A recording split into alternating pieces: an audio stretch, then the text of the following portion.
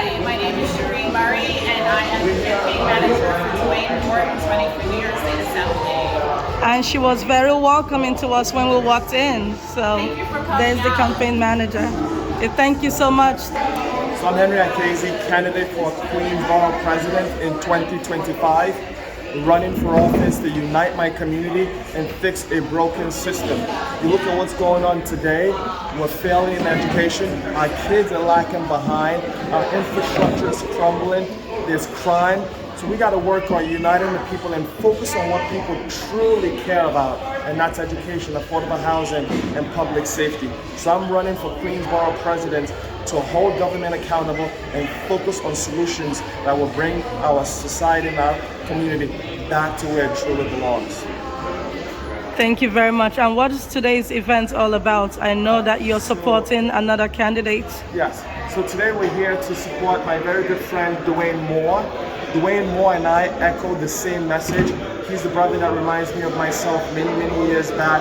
He passionately cares about the community, and that's why I'm supporting him today, because he's the guy that will fight to make sure Queens and the people in our community is put first place. And all of the issues we see, we take very personal, because Queens means a lot to us. It's what got me to where I am today. This community gave me everything I've got. And for him, he sees it the same way. The future of our kids, the future of our families, depend on the people that we put in office to run our communities. That's why we have to make sure we make the right decision. And that's why I'm making the decision today to support Dwayne in his run for office. Now, what office is Dwayne running for, Mr. Moore? Assembly. Okay, thank you very much, and thank you so much for hosting this Dwayne's right here. event. If you want to say hello to Dwayne, do it. And there he is, saying hello to Sir H. Ike's mom. Dwayne, Jane is our Mr. Moore, congratulations. Thank you. We would like to hear from you if you don't mind. He just gave you a very wonderful introduction, but if you don't mind telling us where you stand and what your aspirations are for Queens and for New York in general. Yes. So my background, I worked in education, and then I got to work in entertainment. I traveled the world, so I have a wide perspective. What we're seeing is our city is kind of falling into a third world country, a very wealthy place that used to be great. You see the trash all over the roads. I want to bring this area back to prosperity. I want to fix the roads. When less than 50% of the kids read on grade level, that's a 5-alarm fire. I want to bring the best technology and training into the schools to give our kids a better shot. And I just want to see us prosper like other parts of the world are now. I don't want our kids to miss out on this great technology that we have out there and how we're moving rapidly. We're going to be at a place where maybe humans don't even need to work every day with technology. And we want our kids and our citizens to be a part of that. So I want to unite the area. I want to bring some fresh perspectives, and I think New York deserves more. Thank you so much. And please remind us once again what office you're running for. Yes.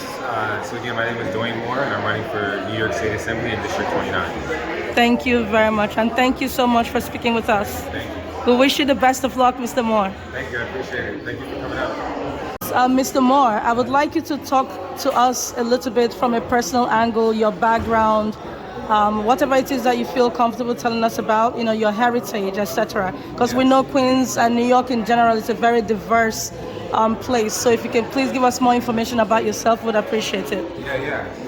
I love this question. I don't get asked this question often.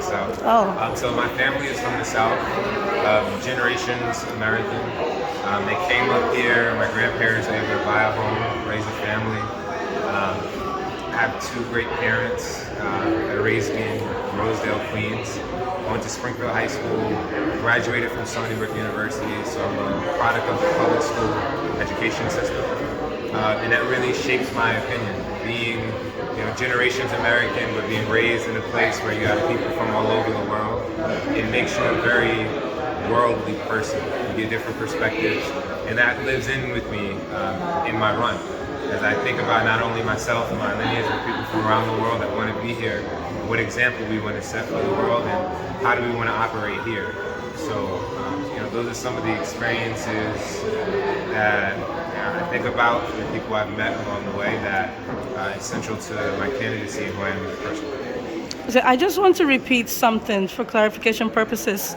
So your family is true and true Black American, African American from the South. Yeah. That touches me greatly. I'm African from Africa, came here when I was little, but I'm always very happy when I see, I know some people call it foundational African Americans that are in politics. I think that is so necessary because sometimes we in the diaspora forget that the reason why we're able to come here and succeed is because of what your ancestors have done and the roads that they have paved to make things easy for me, my brother, and others like us. So that is actually why I wanted you to introduce yourself. Thank you for that point, because I feel like oftentimes we forget the people that were here and struggled, and I think many of us are living my ancestors' wildest dreams.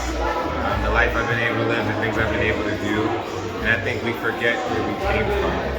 So I want to kind of bring that back into politics, but also be inclusive of everybody else's perspective and where they came from. But I definitely think the story of someone that has lineage here generationally is very unique, because you rarely hear that now, and we need to get back to what we did great in this country. We need to know the nuanced history, not just being victims, but victors, and how we got past things. So we need to hear that. Thank you so much. Thank you very much. And I'm sure you are an inspiration to African American men all over. Thank you. Just want to give some shout outs. We have our chairman in the house, Queens County Chairman Tony Nunziato. Also want to give a big up to Mr. Curtis Sliwa.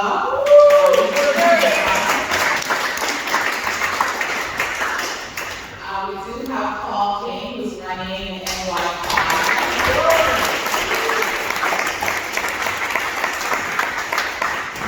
And we have Stephen Wiener, who's running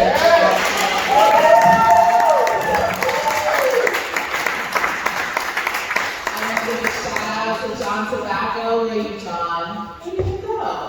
Oh, he's outside. Look, he's coming in right now. Hey, John.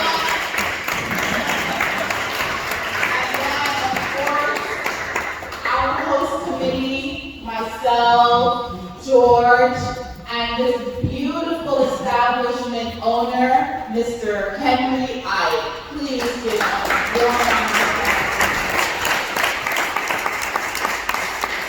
And I would be remiss if I don't shout out our candidate himself, Mr. Dwayne Moore.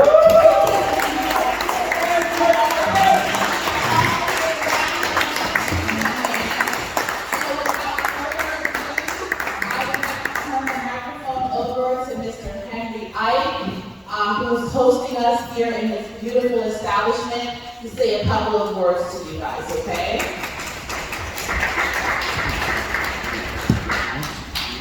A very good evening to you all.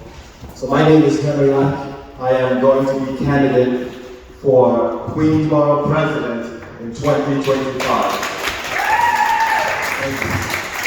We need bold, new leadership now more than ever. And when I received the phone call that Dwayne wanted to do a community event, I couldn't help it. I had to have it here, right in our community in Queens. And what this man is doing is simply courageous. So let's give a round of applause to Dwayne Moore.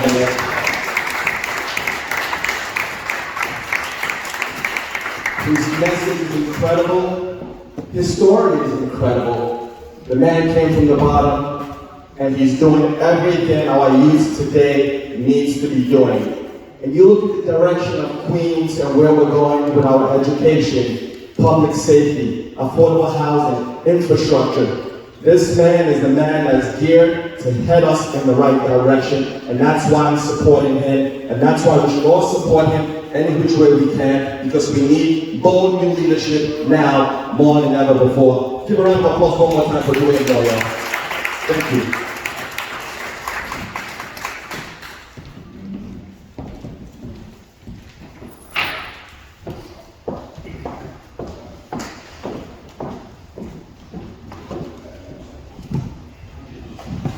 Thank you, Henry. I also would be remiss if I didn't give a big shout out to Mr. Jude Ellie, who is a candidate in the race for Haiti's president. So a big shout out to Jude.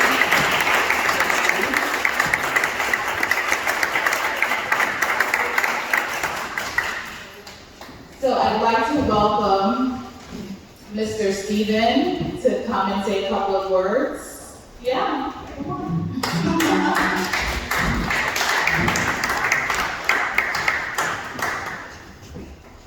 Thank you very much, Mr. Ike, and all the organizers, everyone is here. It's a privilege to be here. I'm Stephen Weiner. I'm the candidate for Surrogate Court Judge Queens. I'm running a countywide campaign. This is a very important court. They say there are two things that are constant in life, debt and taxes. This court is here for surrogate. Thank you.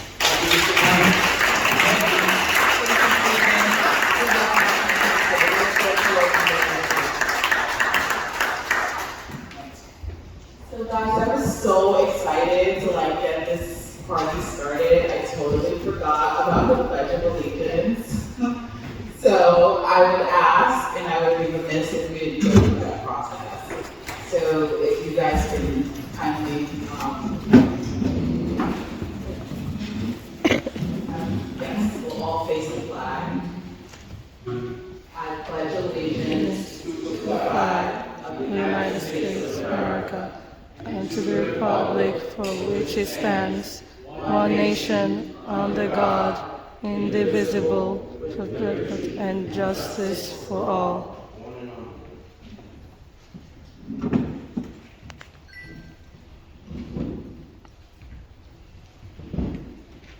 Thank you guys, you can have a seat.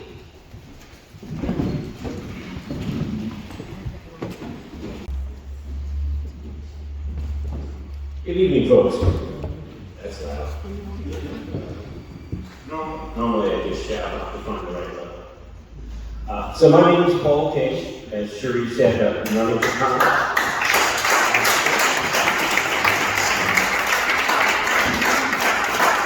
I'm running for Congress in this district right here, CD5 against Gregory Leeds. And if you want to learn more about me, go to www.king2024.us. I'm reading off the back, and I'm not going to talk much about myself tonight. I really do want to talk about the theme of this important meeting that Dwayne and Cherie put together. Unity in the community. Because let's face it, there's not enough unity in the United States of America. We've all heard the phrase divide and conquer, right? Mm-hmm. Okay. The other translation of that from the original Latin is divide and rule. And that's what we deal with. Not just in New York where we suffer from one party rule, but across the country.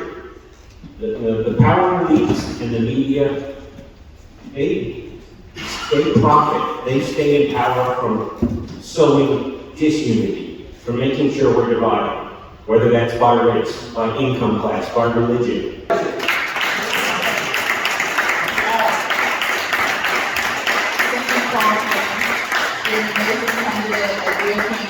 And I look forward to seeing you win and beat Gregory Leeds come November. Thank you for all that you're doing.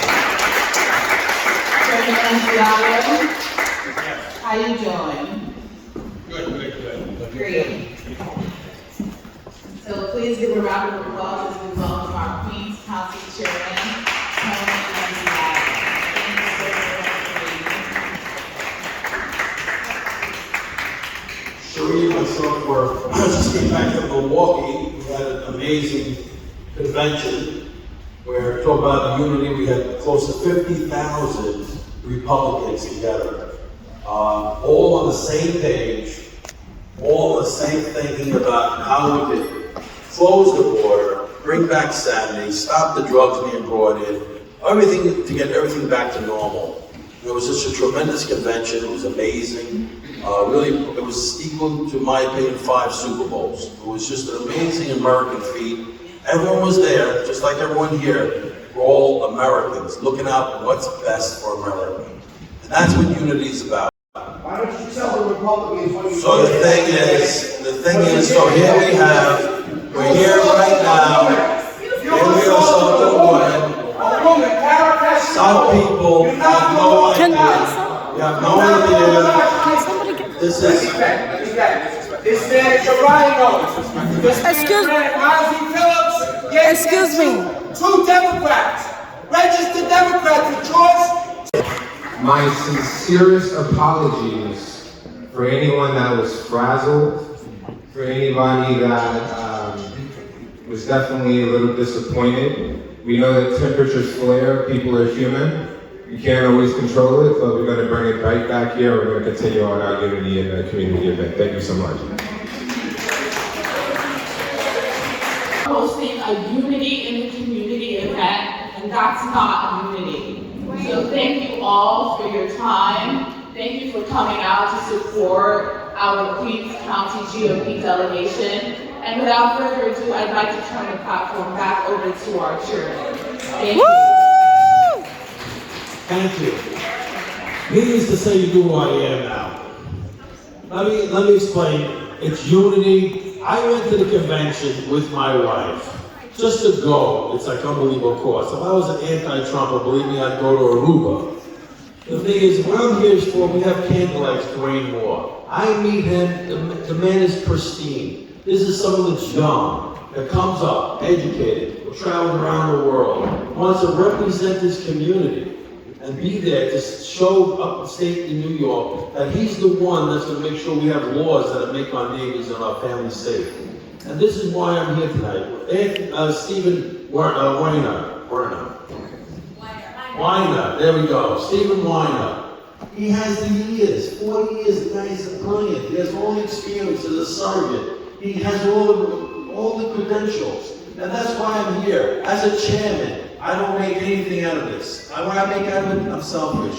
My family, my grandkids are safe. New York is better. We came over here, my family, 2 generations ago with nothing. We all became successful, and I want to make sure we all stay here. That's what I get out of it. I want everyone to get out of it. Thank you. I'm so proud of everybody here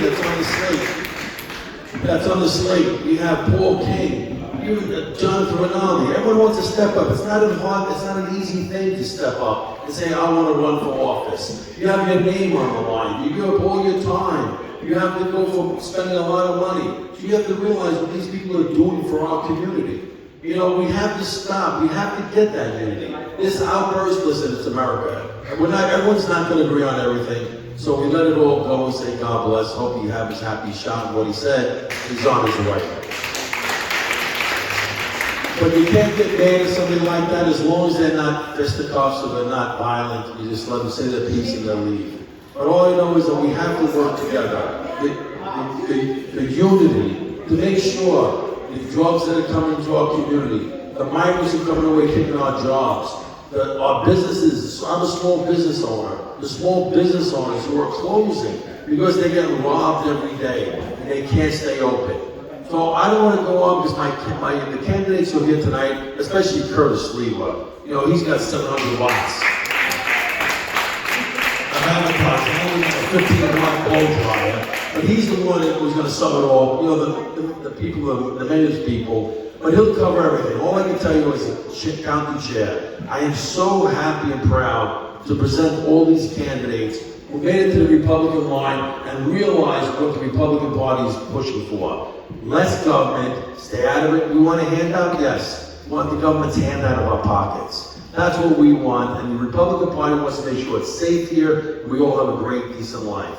So please, support Dwayne Moore, get out there, support all these candidates, support all the Republicans.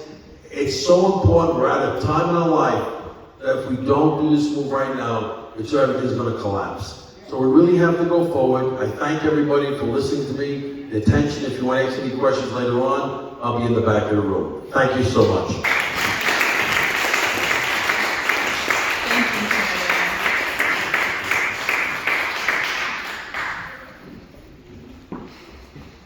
We're almost there, guys. We're going to to welcome our candidate, and we are going to close out tonight with a wonderful testament from Mr. Curtis Sliwa. But before we get to Mr. Sliwa, please give a round of applause for Dwayne Moore, who's running for New York City Assembly District 29. Good evening, everyone. Thank you so much for coming out. I know it's a Monday and you could be doing many things, but you're here with us today and that's all that matters. When we planned this event, Unity in the Community, we didn't think it would be asking for unity after a savage assassination attempt of our 45th and soon to be 47th President of the United States, Donald J. Trump. We didn't think that would happen.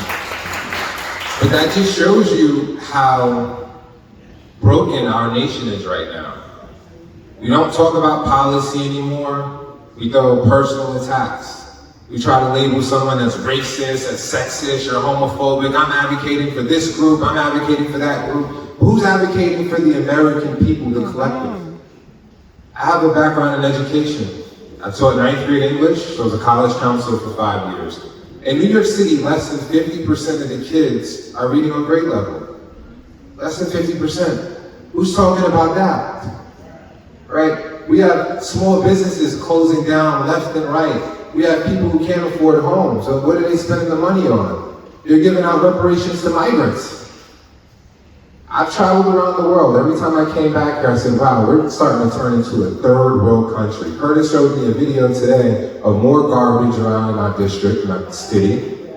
And what is, as Curtis says, the swagger man with no plan? What is he doing right now? Who is he advocating for? And it does everything to divide us. Even just hear how the Democrats talk. They don't talk about bringing us together. They don't talk about a plan for all of us. It's like, I want to work for this group. This group is going to vote for me. I'm looking, and then they disappear. Well, under the Republican Party, we vote and we advocate for all groups. We want everybody to be a part of it. We want to make this city great, and we don't exclude people. We need to fight against that notion. We need to fight against that notion. This is the United States of America. My family came from slaves to sharecroppers, and my grandparents had a dream of moving from the South to New York City, brought a home in Brooklyn, raised a family, and I'm the byproduct of that. This is the same way of Henry, being able to come from Nigeria, be able to come here and achieve the wildest dreams. What other place can that be done? It's not about where you start, it's where you go, where you end.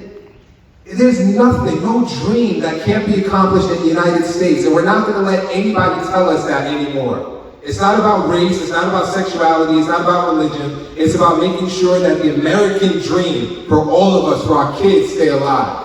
And this is why this election, we have a distinct choice.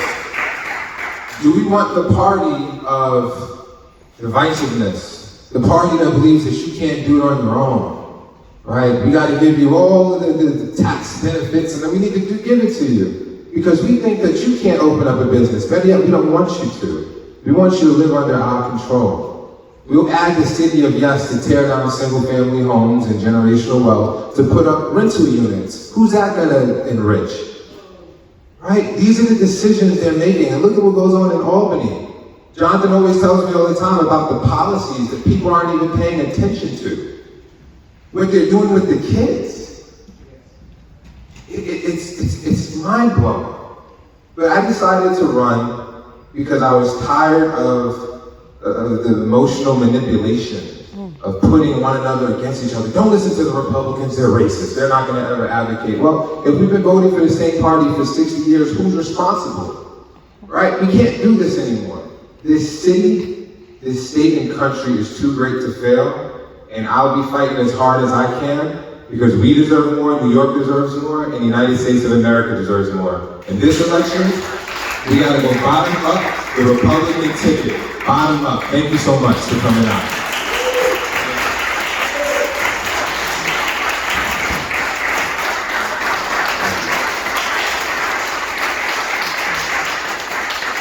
And I want to say I truly do appreciate every one of you for taking the time and coming out.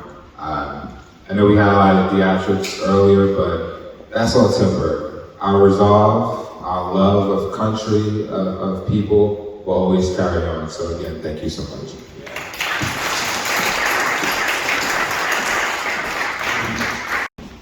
How you doing? How you doing? We want to welcome you to the stage. Thank you for being here. We're honored and humbled by your presence. And we've seen what you've done over the decades as a guardian angel and our informal mayor here in New York City. So without further ado, please give a round of applause to Curtis Lewa. Thank you.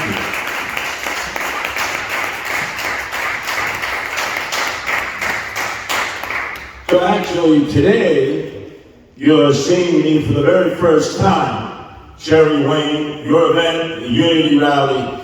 I'm wearing the blue jacket. Never wore a blue jacket before. You see it says People's Mayor. Blue jacket because the only route to victory in our city, especially with Joe Biden being segued into his beach home, probably won't see much of him, and the elevation of Kamala Harris to become the DNC candidate against President Donald Trump means that they're worried that they're going to lose neighborhoods. Like St. Albans, like Wilmington, like Roosevelt. They're worried.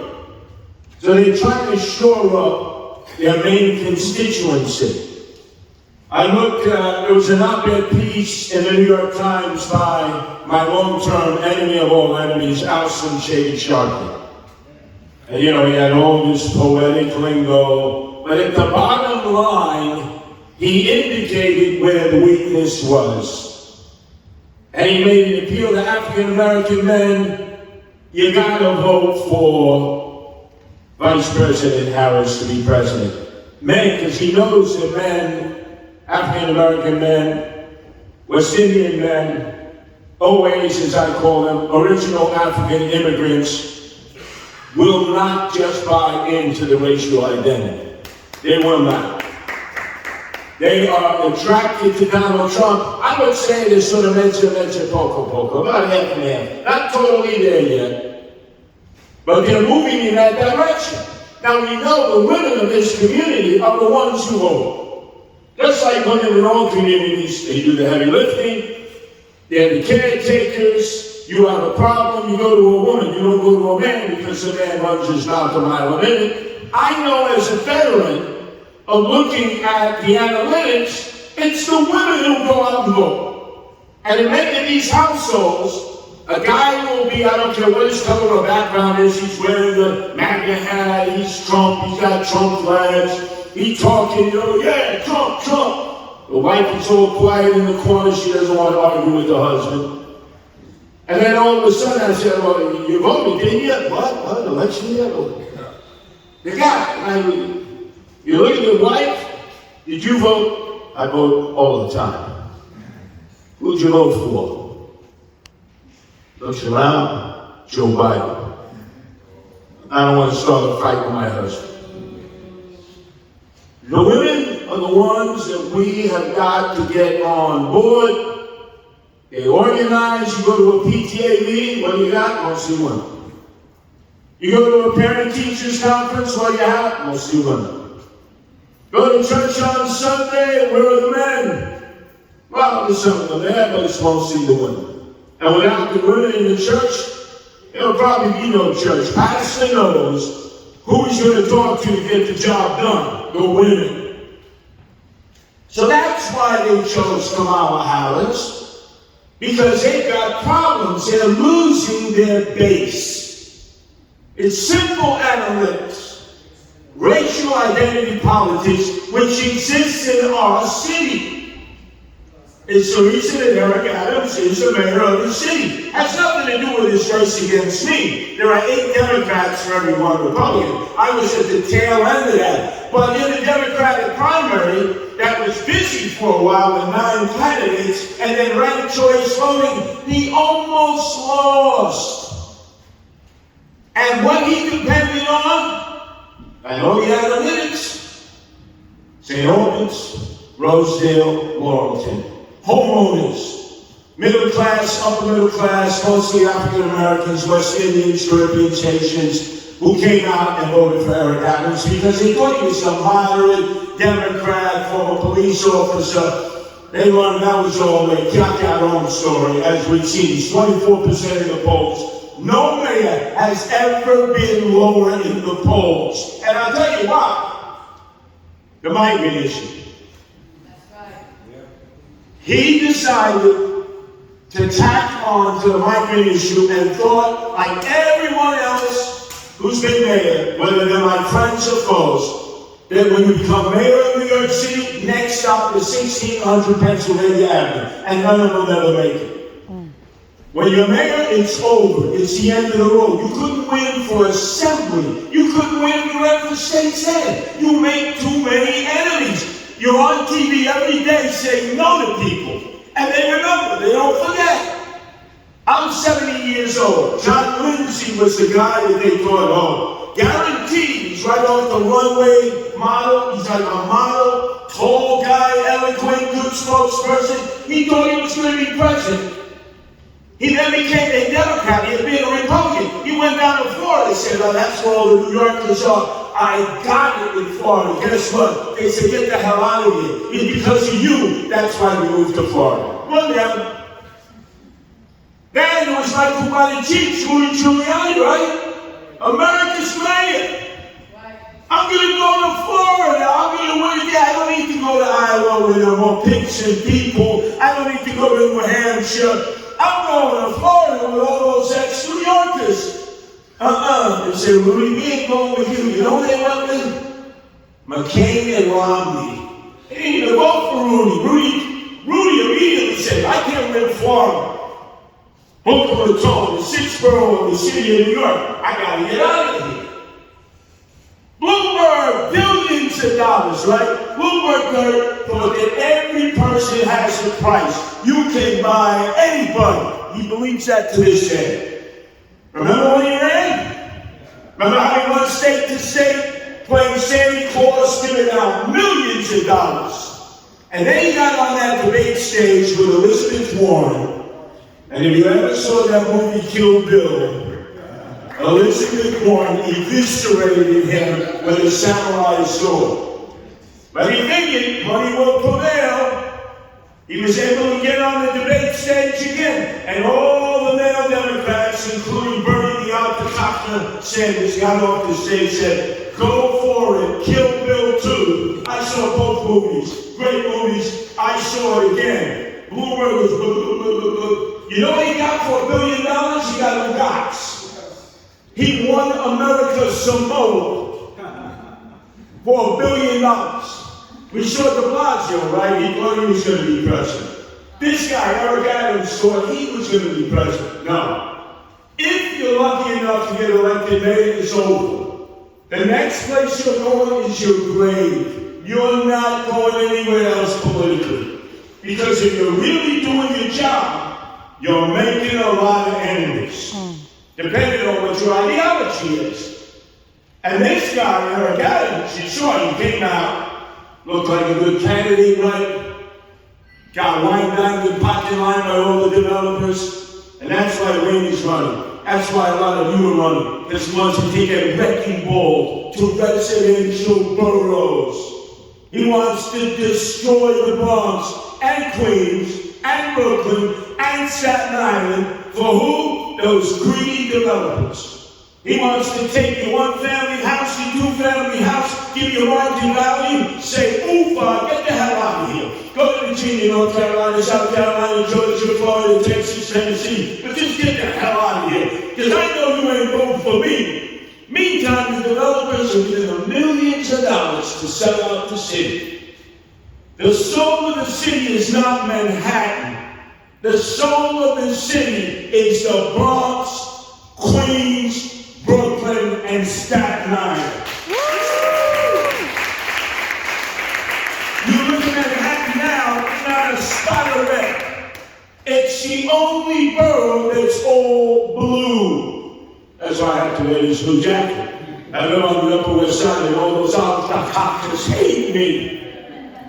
So the point is, if we're going to fight for the soul of our city, you got to fight from the top down. When you get people to vote this time around, early voting. Get them all there early. If you got to carry them on your back, if you got to drive them to the polling location. None of this nonsense anymore. I just vote on election day. That don't work. Because the Democrats don't play it that way. They use the rules to their benefit. Mail order ballots. People, some of them cannot go to the polls. Florida, most of the balloting is by mail. It's not even at the polling sites. You can say, I don't want it, it's bad, I don't trust it, but guess what? You can't do anything to change it, so you might as well use it. Use it. I'll tell you a quick story locally. I think it was the wives and I with Tony that talked about all my wives. Is that what you said, Tony? I was trying to hear you. You talked about all my wives, right? So one of them, Melinda Katz, you know her, Queen GA. I have two sons with her, Carter and Hunter. Do you know on election day, Tony knows, she lost to Tiffany Caban for DA.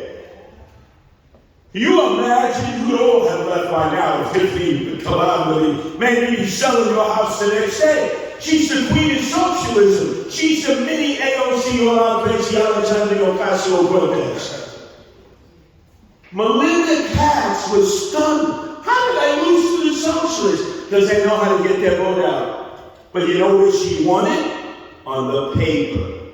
Because the older voters who couldn't go to the polls had requested a mail-in ballot. The socialists didn't really use that Working Families Party. Or Tiffany Caban would have been the DA. Oh my God. Queens, there would have been a mass exodus. She won it with the paper ballots.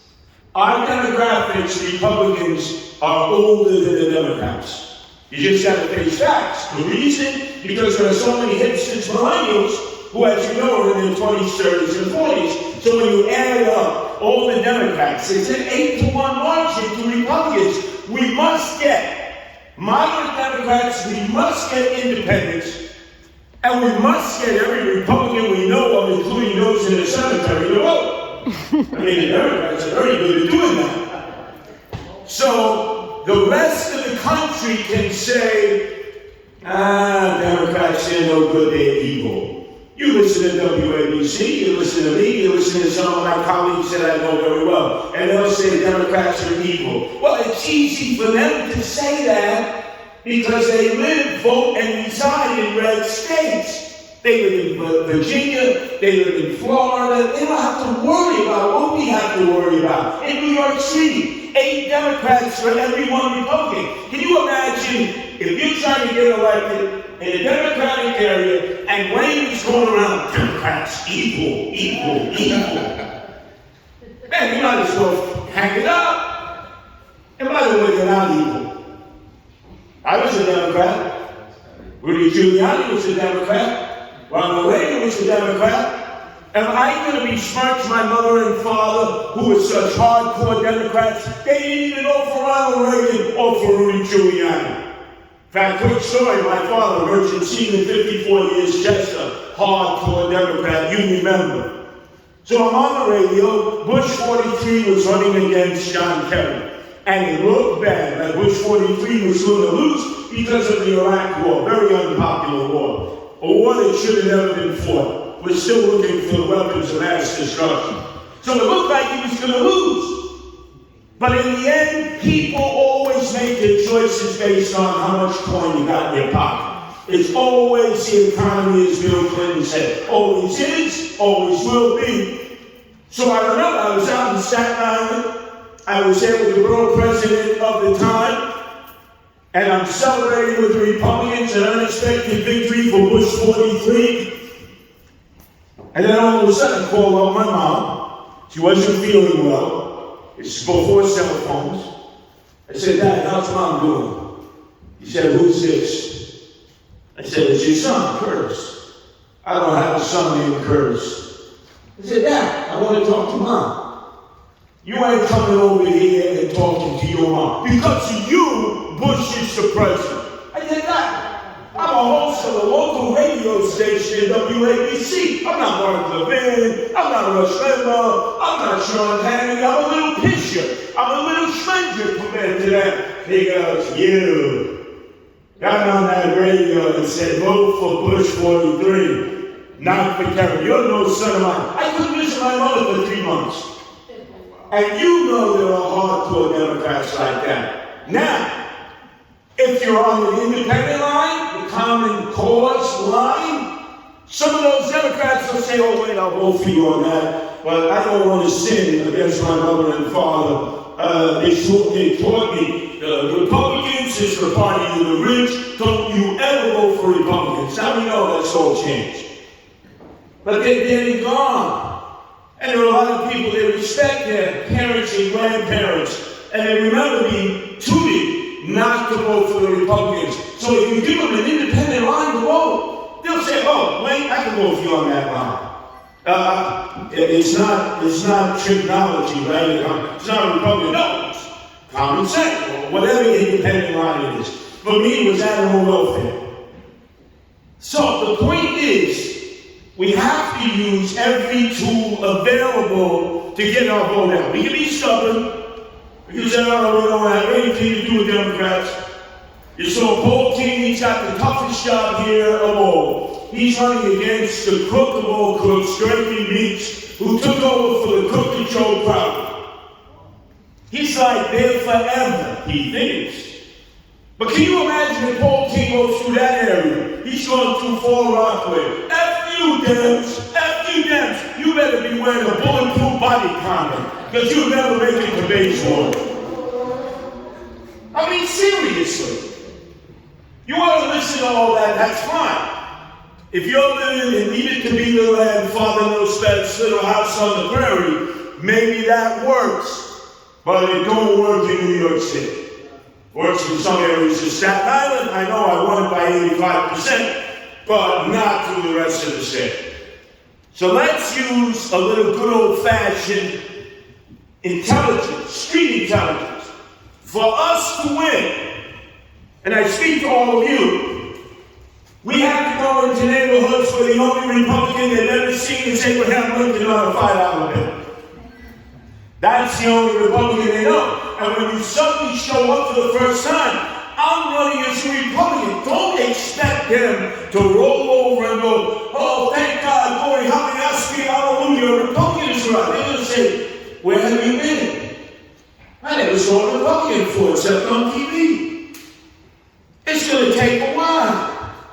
You got to go to their parades, you got to go to their festivals, you got to go to their events. Don't expect them to embrace you right away, because you know who's been going to those events long before you, the Democrats. And whether they like the Democrats or they don't like the Democrats, those Democrats understand you go to all those events. You're seen, you talk, you get taken pictures, you're in the ethnic newspapers, you're in the community newspapers. Now they post it. Everybody just like bombs it out. So they know the Democrats. They don't know the Republicans. My luck is, long before I ran for political office, I'm in the streets. I mean, most people know me whether they like me or hate me. But they know me. Part of the battle is most Republicans, nobody knows them. So you got to get to that point where at least they see you around a little bit. So some suggestions. You're not Trump, you're not J.D. Vance. You don't have that kind of cachet.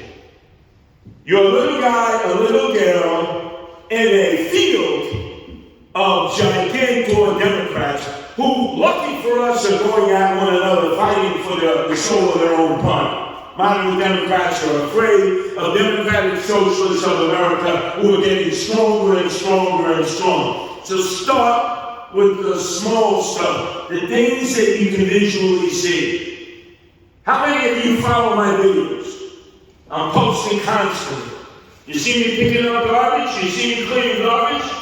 In the land socialists of America that they ain't going to lift a finger. And I said, gee, I'm not going to get arthritis calling 911 or 311. I'm not going to depend on government. Republicans don't depend on government. Republicans are into self-help. You go out and you do it. Don't wait for government. Democrats wait for government and nothing ever gets done. Unless you pay more taxes. And then basically you're bribing them.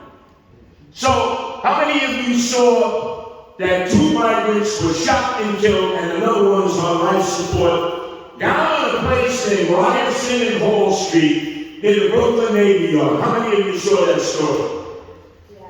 You know how long I've been down there trying to organize socialists, because it's Clinton Hill. You know who lives in Clinton Hill? Tish James. That tells you everything you need to know. So when we first went down there, and Brenda was here, Brenda was there, James, who handles all of our activities, Guardian Angels politically, they were there.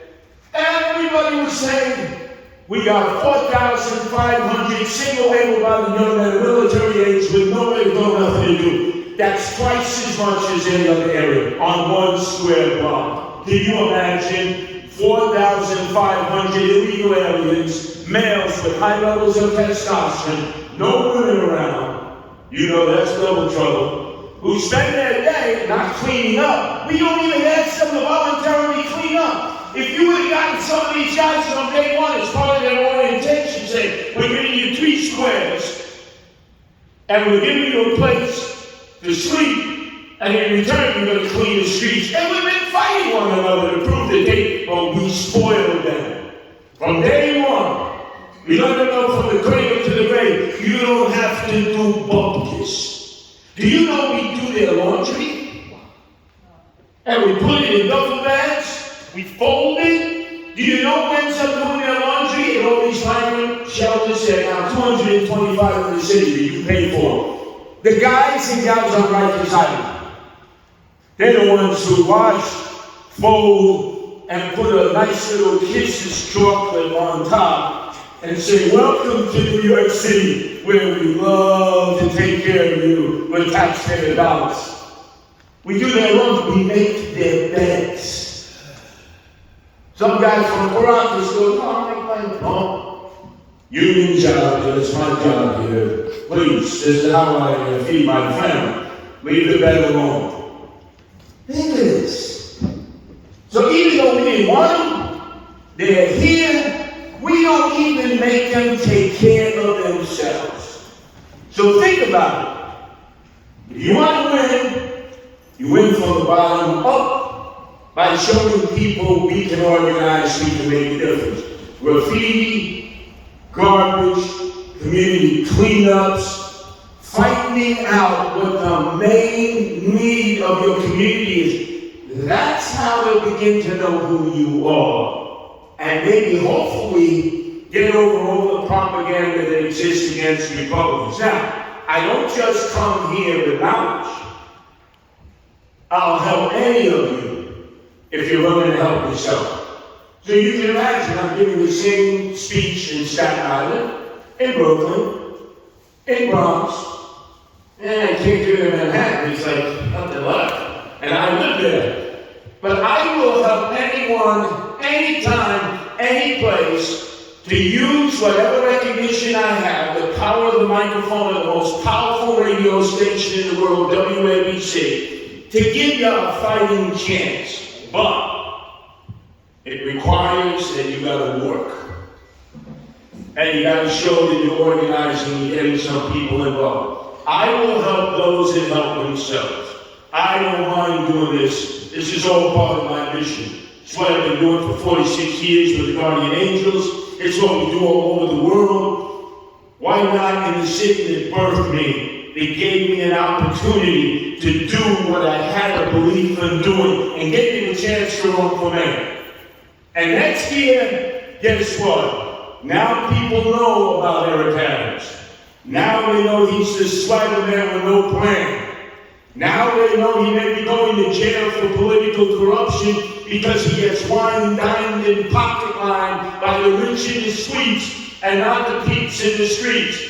So whether he's in jail or somehow he escapes being indicted and runs for a second term, or whether it's Andrew Evil Eyes Cuomo, King Cuomo II, the son of Mario Faccia Bruta Cuomo, out in his mansion in Southampton. The goal of this guy, he destroyed the state. He left. He feared being impeached and indicted. He was a criminal. And now he thinks he's going to be resurrected like Lazarus from the dead politically, and he's the great Mashiach for us. He's going to save New York City. Are you kidding? And then all the other wannabe Democrats. So I don't care who they are. I'm willing to take them on. I'm willing to do it proudly as a Republican. If Tony and everybody else gives me the line, well, you know, Tony, you know me.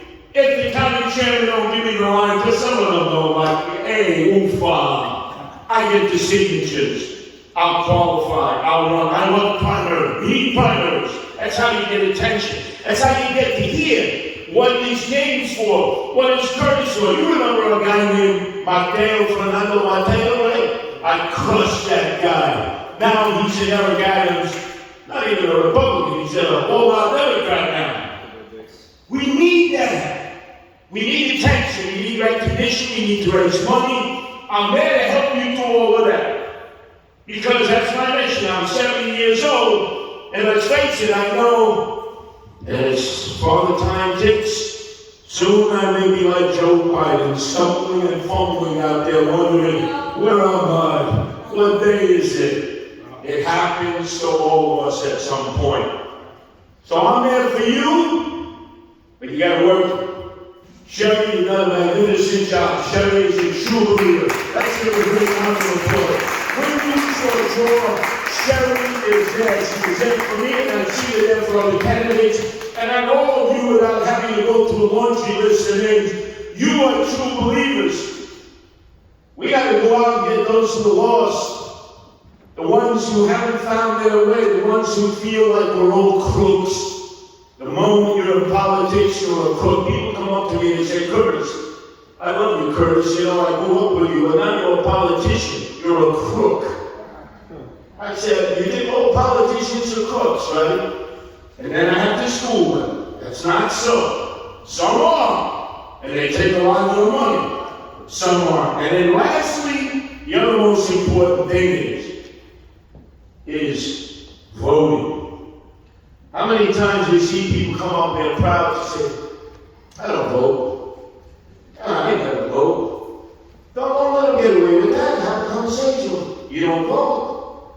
That's why we get the bad people in office we get, because you don't even think it's worthwhile. I always ended on this. People died in the cemetery that are buried for us to be able to vote and make choice. Honor them. Honor your parents and grandparents who would put on their Sunday best. Remember, they were dressed as if they were going to church or synagogue. They'd stand online for 4 hours. To them, it was sacrilegious not to vote. Connect them to the old members. I'm old school. I'm there for you. Thank you.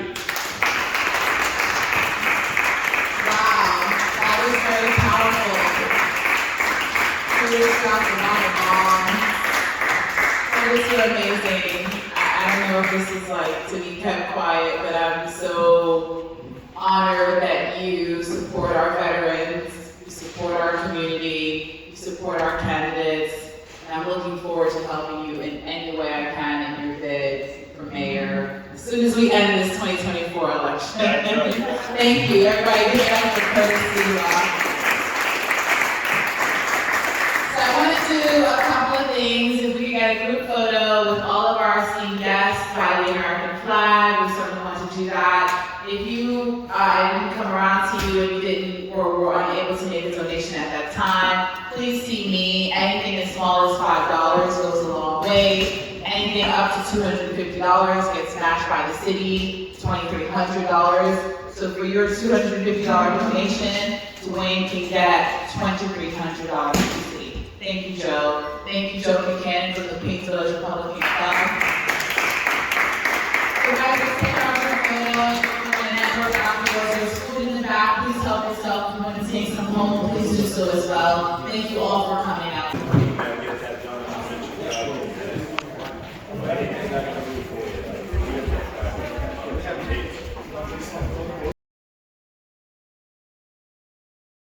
Dwayne Moore took the mic afterwards, acknowledged what happened, and then the program just continued smoothly from there on.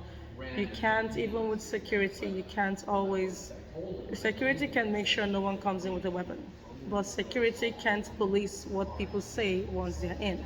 So that's the thing. The only thing security can do is when you start disrupting, they can escort you, hopefully quietly, out of the venue.